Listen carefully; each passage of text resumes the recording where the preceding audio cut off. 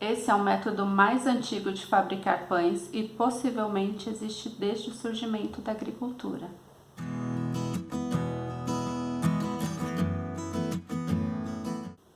O Johnny, meu marido, adora esse pão e ele diz que com certeza esse foi o pão que Jesus partilhou. Eu tô fazendo esse vídeo para iniciantes assim como eu.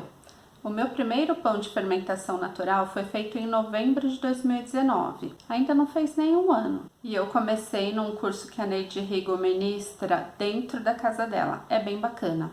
A Neide é uma nutricionista, também formada pela USP, e ela ensina muita coisa legal, tanto no blog dela quanto nas redes sociais. Existem diversos métodos para fazer o pão de fermentação natural e não tem certo ou errado. Eu sempre estou pesquisando, buscando, vendo como as pessoas fazem, mas esse método da Neide eu estou fazendo há alguns meses, já fiz mais de 10 pães, tem dado certo, então é o que eu vou demonstrar aqui hoje. E por ser também um pão que só vai farinha, água e sal, eu acho que fica mais fácil para qualquer pessoa fazer em casa durante a quarentena. O fermento utilizado para fazer o pão de fermentação natural, ou pão rústico, ou ainda pão de fermentação lenta, é o levain, e aí dependendo do idioma, ele pode vir pra gente com outros nomes. Eu já vi por aí madre, mãe, massa lêveda, o próprio levain, que é um termo francês e eu acho que é o mais utilizado aqui no Brasil, mas também tem gente que chama de sourdough em inglês, ou fermento natural mesmo. E aí a massa do pão vai ser fermentada através de lactobacilos e leveduras, que estão presentes no ambiente ou nos grãos, até nas cascas das frutas. E a partir desses micro-organismos a gente faz o levain. A diferença estrutural entre o levain e o fermento biológico comercial, seja o seco, granulado ou fresco, é que o tradicional só tem uma cepa de levedos, enquanto o levain tem uma diversidade de espécies de leveduras e lactobacilos. Mas os dois tipos de fermento fazem a fermentação alcoólica. Eles se alimentam do açúcar da farinha e a partir daí produzem etanol e gás carbônico, que é o CO2, responsável pelo crescimento da massa. Mas o levain tem leveduras e lactobacilos e a acidez criada pelo ácido lático dos lactobacilos é tolerável pelas leveduras, mas torna o ambiente inóspito para outros tipos de micro-organismos. E com isso, o nosso pão vai ter uma vida útil mais longa. É um pão que vai demorar muito mais para embolorar, por exemplo. E essa mesma acidez também aumenta a biodisponibilidade de alguns sais minerais, como magnésio e fósforo. E nisso as leveduras também ajudam reduzindo os níveis de fitato, que é um antinutriente quelante para alguns sais minerais. O pão de fermentação natural também é um pão mais aromático. Ele tem mais sabor, mais cor, por conta mesmo da fermentação lenta, que melhora inclusive a digestibilidade do glúten. O levain ou a gente ganha ou a gente faz. Então, geralmente, as pessoas que têm levain, que fazem esse tipo de pão, estão dispostas a distribuir para quem pedir ou para quem precisar. Então, se você conhece alguém que trabalha com esse tipo de fermento, pode pedir uma isca, ou seja, um pedacinho de fermento, uma quantidade pequena, 20, 50 gramas, já é suficiente para você fazer o seu próprio pão. Ou então você pode fazer o levain. E aqui, de novo, existem diversos métodos usando a própria farinha ou as cascas das frutas. Não tem certo ou errado, você vai escolher o método que você se adapta melhor. Se você colocar no Google levain do zero ao pão assado, vai cair no blog da Neide Rigo. Este blog se chama Come-se. E lá ela ensina a fazer o levain começando com uma bolinha de farinha e água, só isso, nada mais. É um método que demora alguns dias, então eu não vou ensinar a fazer o levain aqui, mesmo porque eu já tenho o meu levain que eu fiz lá na casa dela. E depois, no começo da quarentena, eu também fiz aqui em casa para testar e deu certo. Então, se você ainda não tem o levain, ou pede para alguém que você sabe que tem, ou começa a fazer o seu próprio levain.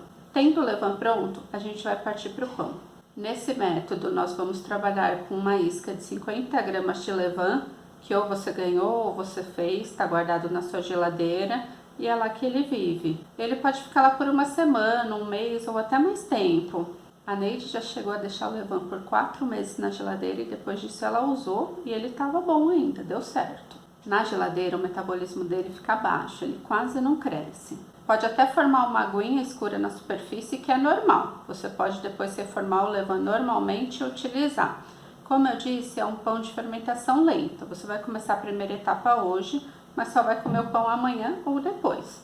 Quanto menor a proporção de fermento, mais lento vai ser o crescimento do pão. Por esse método, toda vez que a gente reforma, ou seja, que a gente alimenta o nosso fermento, a gente reforma todo ele e depois separa uma isca para guardar na geladeira novamente. Então ele dura eternamente. O primeiro passo vai ser reformar o levain. Então o que eu guardo na minha geladeira é esse potinho aqui, que tem 50 gramas de fermento. Eu guardo com tampa, eu não chego a rosquear toda a tampa, eu só encaixo. O ideal é que não utilize um pote com tampa hermética, por conta da produção de gás. Já vou colocar os 50 gramas do fermento. Eu trabalho sempre com a balancinha. Acho que principalmente para quem está começando é interessante. 50 gramas já é a quantidade que eu deixo guardado na minha geladeira. 80 ml de água. Eu vou virar aqui no potinho primeiro, que aí eu já aproveito melhor esse restinho que fica no pote. Se você não tiver a balança ou um copo medidor, 80 ml de água deu 1/3 desse meu copo de requeijão. Eu já dou uma diluída nesse fermento aqui na água. Repara que pelo método da Neide, a gente reforma toda a quantidade de fermento que tem na geladeira. Porque se a gente for deixando sempre uma parte lá, essa parte acaba ficando mais ácida. E aqui tem 120 gramas de farinha de trigo, a branquinha, refinada. Deu um copo desse meu de requeijão com um dedinho a menos. Essas quantidades podem variar um pouquinho de acordo com a qualidade da farinha que você estiver utilizando, ou seja, a marca, o lote, ela pode absorver mais ou menos água. A gente parte dessa quantidade de 80 ml de água e 120 gramas de farinha, que aí vai dar 200 gramas, que é o que a gente precisa para a massa, e ainda sobra os 50 gramas para a gente guardar de isca depois. Você vai sentindo a massa. Se ficar muito firme, pode colocar um pouquinho mais de água, mas não menos, porque você vai precisar ter pelo menos 200 gramas para utilizar no pão e tem que sobrar uma isca aí de 50 gramas. Se sobrar um pouquinho mais, não tem problema. Então tá aqui, ele fica mais ou menos com essa consistência. É como se fosse uma massa de pão mesmo, meio molinha, mais crudentinha, né? E a gente vai deixar agora em temperatura ambiente. Tem gente que faz uma marcação aqui no nível do levain para ir acompanhando o crescimento dele, a evolução. Mas o mais importante é que quando você vire, ele forme uma rede, né? Então agora a gente acabou de fazer e as leveduras agora vão trabalhar, né? Vão se alimentar. A gente precisa cobrir esse pote. Pode ser com um pano, pode ser um pedaço de plástico preso com um elástico. Se você tiver o pote com tampa, pode encaixar a tampa, não precisa rosquear toda a tampa. Pode só encaixar ela aqui em cima. O ideal também é não utilizar um pote com tampa hermética novamente por conta da produção de gás. A tampa hermética é aquela que tem a borrachinha e geralmente um pininho para você fechar e deixar bem vedado. Nesse caso não é interessante. Ele vai ficar em temperatura ambiente por pelo menos 12 horas, de 12 a 24 horas. Se você quiser dobrar essa quantidade, no meio do tempo você adiciona mais 80 ml de água e mais 120 gramas de farinha de trigo. Vamos supor que você vai fazer 2 pães ou que você queira compartilhar esse levain com outras pessoas. Eu deixei o fermento em temperatura ambiente por 12 horas, foi suficiente para ele se alimentar bem. Eu vou fazer então o preparo da massa. A gente vai fazer o pão com 500 gramas de farinha de trigo, meio quilo. Eu vou usar farinha de trigo branca, refinada. Se você tiver acesso a uma farinha orgânica, é até melhor. E em cima dessa quantidade de farinha, a gente vai trabalhar a proporção dos demais ingredientes. 40% da quantidade de farinha dá os 200 gramas de fermento, então a quantidade de fermento vai ser 40% da quantidade da farinha. E eu vou trabalhar com 60 a 80% de hidratação, ou seja, 300 a 400 ml de água. Isso vai depender, dentre outros fatores, da marca e do lote da farinha que eu estou utilizando, que pode absorver mais ou menos umidade. E 2% de sal, ou seja, 10 gramas, meia colher de sopa. Eu vou pesar aqui 200 gramas do levain.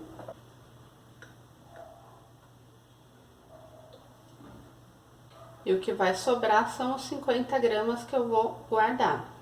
Já vou colocar aqui no potinho essa sobra. É o que a gente chama de isca, né?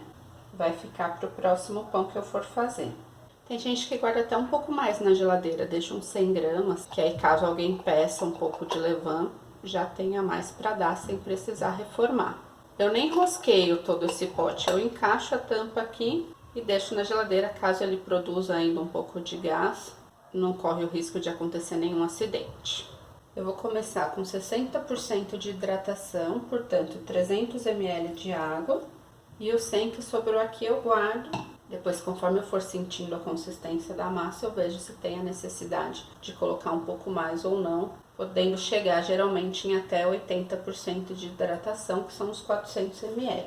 Eu dou uma diluída nesse fermento aqui na água já, e vou colocar já toda a farinha e o sal. Eu vou aproveitar essa tigela que tá limpa e vou deixar com água para eu poder ir limpando a minha mão conforme eu mexo na massa. Aqui eu já vou trabalhar com a mão.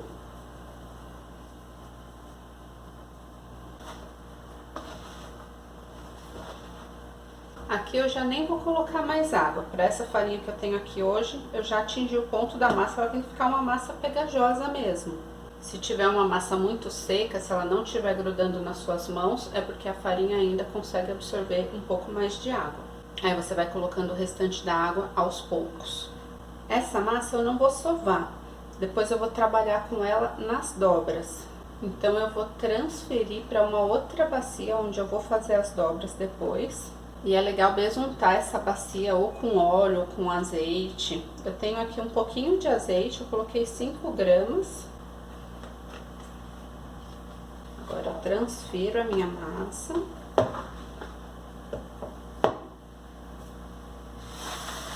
A massa vai descansar pelo menos 15 minutos para eu começar as dobras. De 15 a 30, não menos que 15, não mais do que 30 minutos. Se tiver frio, é legal deixar uns 30 minutos entre cada dobra. E aí eu vou fazer esse processo pelo menos 4 vezes ou até umas 10 vezes. Mas geralmente eu faço 4 mesmo. Quanto mais dobras, mais alvéolos o pão vai ter. Os alvéolos são aqueles buracos no miolo do pão. Eu, pessoalmente, não faço muita questão, não. Se você tiver um pote com tampa, você fecha. Se não, coloca um pano de prato umedecido ou um plástico, para que a nossa massa não resseque. Eu retiro bem aqui esse resto de farinha e água que fica na travessa. Passo aqui pela peneira para não ter risco de entupir o encanamento da pia. Então, depois da primeira pausa, que pode ser 15, 20 ou até 30 minutos, a gente vai fazer a dobra. É sempre bom ter um pouco de farinha extra, sempre que estiver fazendo pão, para auxiliar na manipulação da massa. Então, a dobra eu vou puxar de baixo para cima. Ó, a massa já ganhou um pouco de elasticidade. Vou girando a bacia e puxando de baixo para cima. Se você sentir que tá grudando na sua mão, aí você pode pegar um pouquinho de farinha aqui, não muita, tá? Para não interferir na massa. Vai puxando e girando, até dar a volta toda na bacia, pelo menos. Puxa de baixo, joga para cima.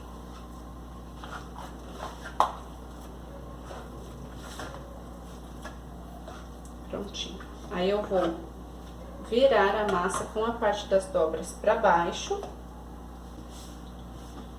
e esperar mais um período entre 15 e 30 minutos para fazer a próxima dobra. Passou mais um tempinho, 15 a 30 minutos, vou fazer a segunda dobra. Lembra que eu tinha virado a parte das dobras para baixo, né? Agora eu vou desvirar. Porque assim as dobras saem sempre pro mesmo lado. E aí faço as dobras da mesma forma. A massa já ganhou mais elasticidade. Isso é o glúten sendo formado. Sempre dobrando igual. Puxo e jogo pra cima.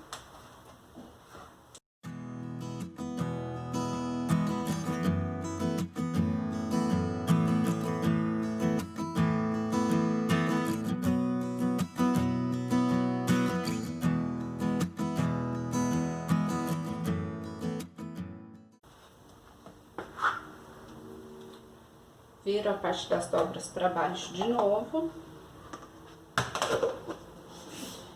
E deixa mais um tempinho para a próxima dobra. Você pode colocar um alarme para não esquecer das dobras. Então agora a terceira dobra. Desviro a massa.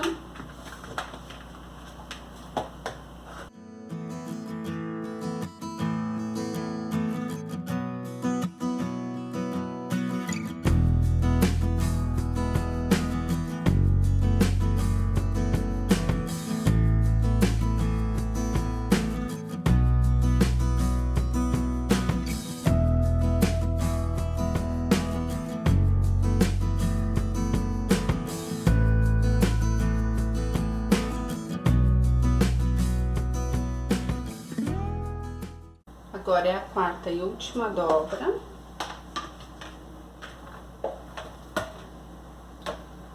Se você quiser fazer mais dobras, claro que pode.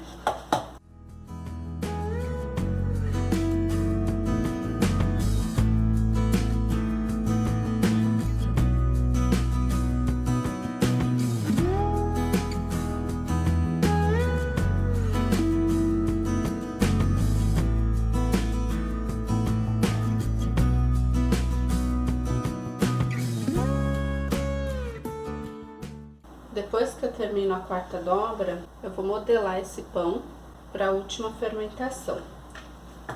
Então eu coloco farinha embaixo da massa. Só cuidado para não entrar farinha na massa.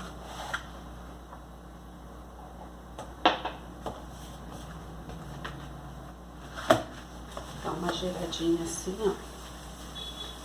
Ela fica toda farinha em volta. Existe uma cestinha chamada Banneton, que parece um vime um pouquinho mais claro. É um material asiático chamado rattan. Se você tiver o Banneton, é melhor. Eu não tenho Banneton, então eu coloco farinha num pano de prato bem limpinho. Pode ser um tecido de algodão cru também. Vou dar aqui uma balançadinha. E vou passar minha massa pro pano de prato. Retiro o excesso de farinha aqui. Você pode até dar mais uma fechadinha nessa massa se você quiser. Agora a parte das dobras fica para cima.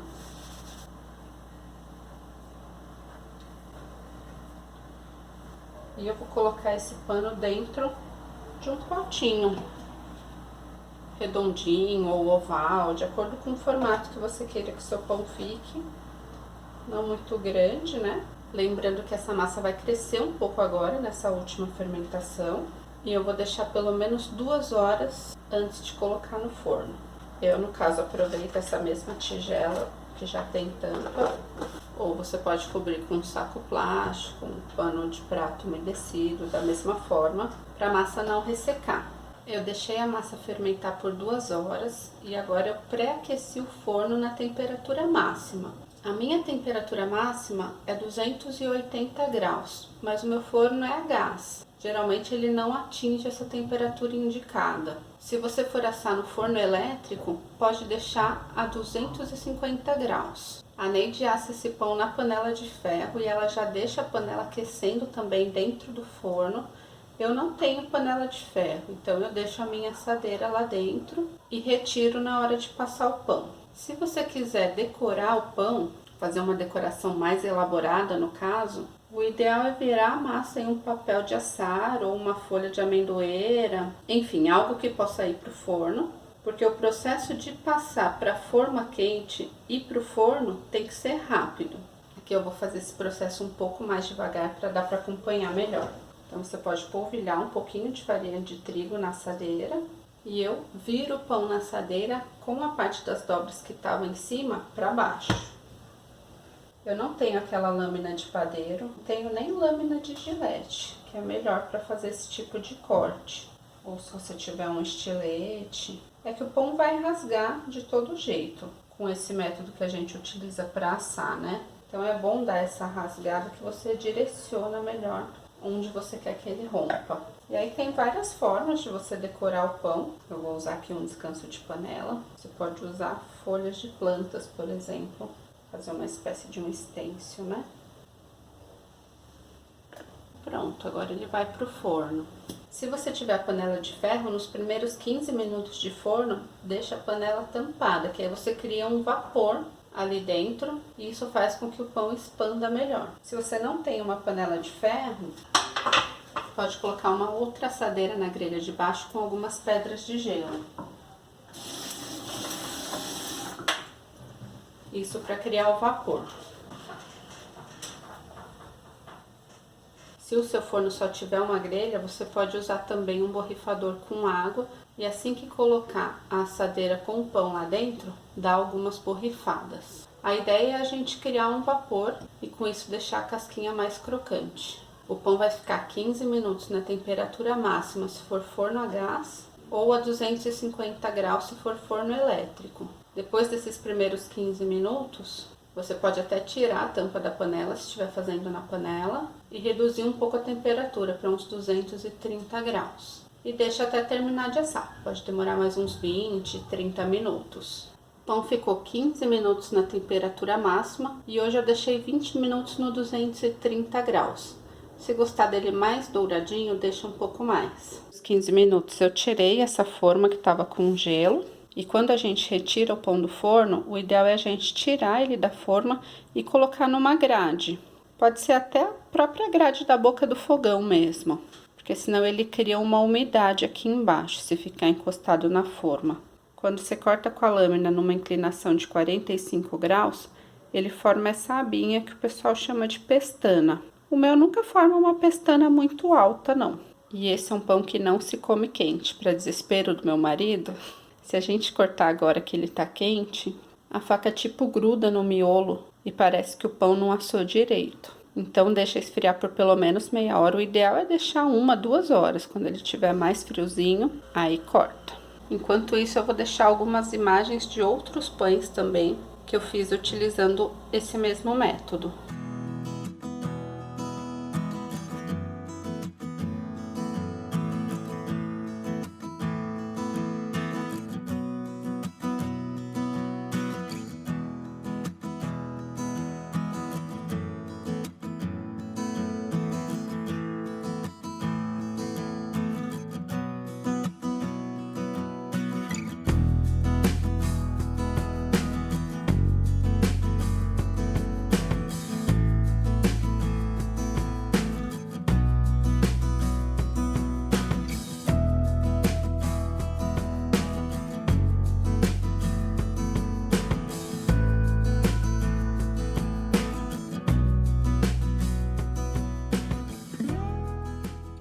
Algumas considerações. Se você preferir, pode substituir 40% dessa farinha por farinha integral ou farinha de centeio.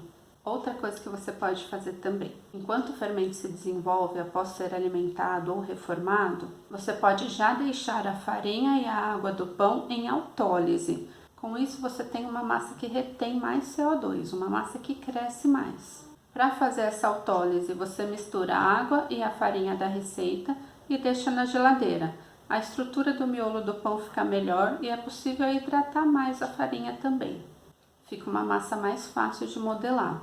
Essa misturinha pode ficar em autólise de 20 minutos até 10 horas para a formação do glúten. O glúten é uma proteína que se forma a partir de alguns cereais, como trigo, centeio, cevada e aveia. A aveia originalmente nem teria glúten. Dependendo da terra onde essa aveia for cultivada, é possível conseguir uma aveia sem glúten. Mas nos demais cereais tem gliadina e gluteína, que quando você mistura, por exemplo, a farinha de trigo com a aí sim o glúten é formado a partir dessas outras proteínas. E é o glúten quem confere a elasticidade e a extensibilidade da massa. Ele vai formar no fim uma redinha e é essa rede que contém, que segura o gás. O ar que é formado pelo fermento e faz com que o pão expanda, o pão cresça. Você também pode utilizar legume nessa massa, e não só legume, né? Abóbora, tubérculos e até banana verde, banana da terra, enfim. Você vai colocar na mesma proporção que o fermento utilizado. Então, para essa receita, seriam 200 gramas de legume ou do que você for colocar. E aí vai ser preciso reduzir a quantidade de água em aproximadamente 50%. Isso mais ou menos, né? De acordo com a umidade do ingrediente que você está acrescentando. Então vamos supor que eu quero fazer um pão de abóbora e eu vou colocar 200 gramas de abóbora e coloco só metade da água, uns 150 ml. Eu bato a abóbora com a água e conforme eu estiver trabalhando a massa, eu vejo se precisa colocar um pouco mais de água ou não. Ou então você pode também saborizar essa massa de outras formas. Aí no momento em que você estiver fazendo as dobras, pode colocar castanha picada, raspinha de laranja, chia, linhaça, uva passa. O ideal, se for chia, linhaça, alguma semente ou a própria uva passa, você hidrata antes de colocar na massa. Deixa um tempinho hidratando com um pouquinho de água. Outra dica também, se você quiser essa casca do pão um pouco mais douradinha, você pode acrescentar na receita uns 50 gramas de óleo ou azeite e 1,5 colher de sopa de açúcar. Aí vai acontecer uma reação que deixa a casca um pouquinho mais dourada. E depois que você fez as dobras, se você não quiser assar o pão no mesmo dia, pode deixar essa massa pronta já, terminando de fermentar na geladeira. E ela vai fermentar de uma forma um pouco mais lenta. Na geladeira pode ficar 12 horas ou até 24 horas, mas não mais do que isso. Para você assar assim no outro dia, se você preferir. Vamos supor que você terminou de fazer o pão à noite e quer assar no outro dia de manhã. Deixa a massa prontinha dentro da geladeira. Agora, se você for assar no mesmo dia, deixa pelo menos 2 horas na temperatura ambiente para ele fazer a última fermentação. Um beijo e obrigada!